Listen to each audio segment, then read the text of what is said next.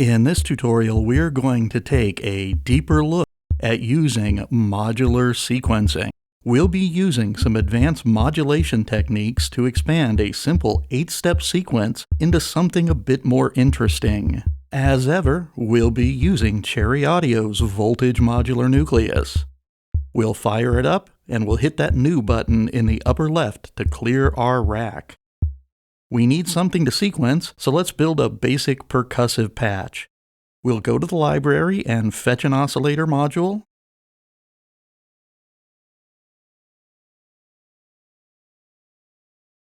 We'll grab a filter, an envelope generator, and an amplifier. We'll run a cable from the amplifier's positive output up to the main out's 1LM jack. We'll run the oscillator's sine output into the filter's audio in jack. And the filter's low-pass output will go to our amplifier's input. We'll patch the envelope generator's positive output to the amplifier's CV amount jack. For the moment, we can trigger our sound with the envelope generator's gate button. We'll reduce the envelope sustain slider to nil and set both decay and release to around 300 milliseconds.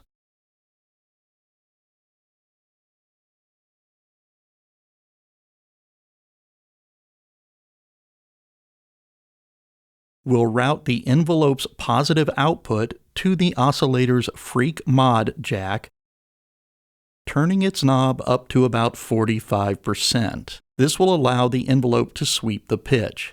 We're going to leave our filter out of it this time, but it might come in handy for some sonic explorations of your own. Now we've got a decent little percussive patch.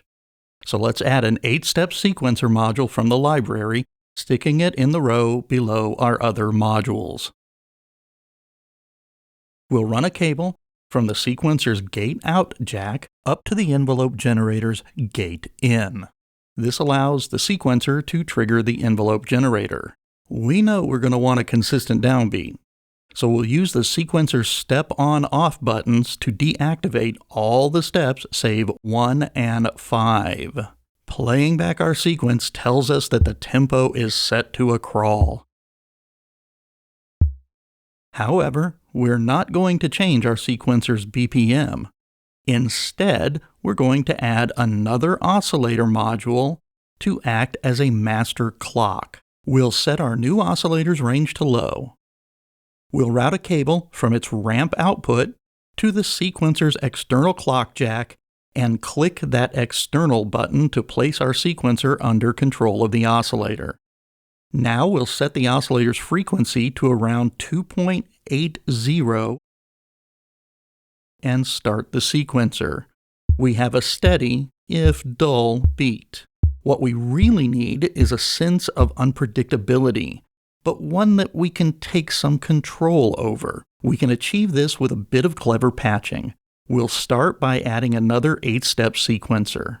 We'll need to synchronize the new sequencer to the oscillator as well, so we'll run a second cable from the oscillator's ramp out to the new sequencer's external clock jack and click its EXT button. We'll run a cable from the first sequencer's trig jack over to the new sequencer's start and reset jacks, allowing it to be started alongside our first sequencer. Okay, now for the tricky bits. We'll add another amplifier module. We'll route the second sequencer's gate out to the amplifier's input. We'll route the amplifier's positive output to the envelope generator's gate in. Because our amplifier's gain is all the way down, our second sequencer doesn't have an effect yet. Now we'll add a sample and hold module. We'll patch our second oscillator's ramp output to the sample and hold's external trigger input and click the external button to clock it from the oscillator. We'll patch the sample and hold's output to the new amplifier's CV amount jack. We'll deactivate steps 1 and 5 of our new sequencer.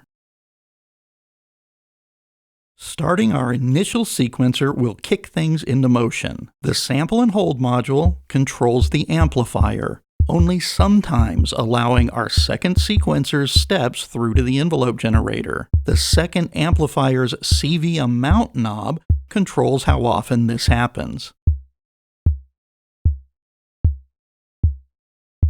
We're sequencing only the simplest of sounds here, but go ahead and experiment with different waveforms, that unused filter module,